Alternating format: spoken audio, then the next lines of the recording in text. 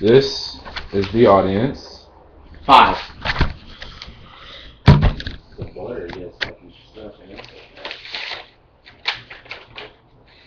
Some people in life are concerned about others more than themselves.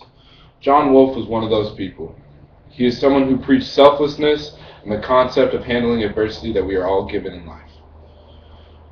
Throughout his coaching career at Gladstone High School, he changed the lives of endless families.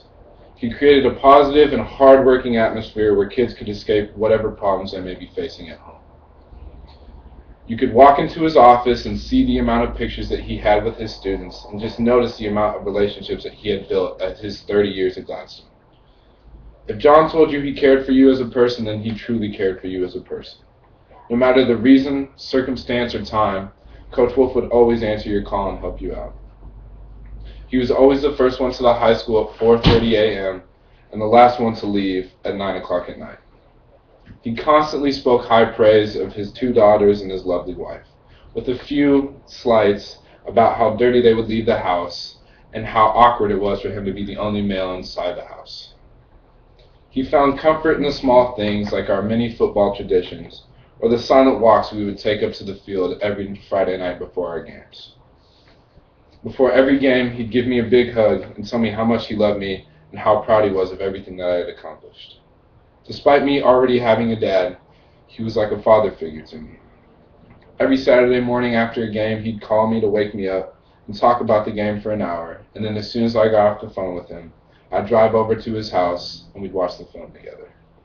The amount of goofy and random jokes that we would tell to each other were amazing. He'd call me a lazy diva and I'd fire back with how awkward he was in public. Those small back and forths are something that I'm going to miss more about him than anybody else. He was not a typical high school football coach. He was someone that even if you quit or graduated and moved on, he would still check in with you and ask you how your family was, how your friends were, and how you were. My favorite memory with Coach Wolfe was the junior year of football. We lost in the semifinals, and I was sitting alone in the locker room crying. He was waiting for me, and everybody else was too, waiting on the bus. He walked in, hugged me, and told me everything was going to be okay. I tried to shrug it off and just thought it was just another cliche thing for a coach to say. And right before he walked out of the locker room, he turned around and looked at me and said, "I'll see you Monday morning at 6 o'clock, squats and bench."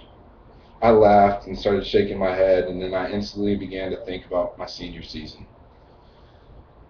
And sure enough, that next Monday morning at 6 o'clock, he was the only car in the parking lot, waiting by himself, opening up the weight room doors, and blaring country through the speakers. Coach Wolfe was the type of person that no matter the adversity that you had been faced with in life, he would help you through it.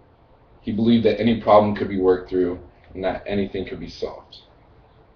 He's the person that has redefined who I am and my work ethic and the reason why I'm at Portland State University playing football right now.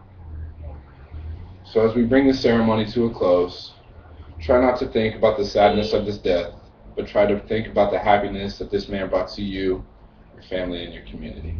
Thank you.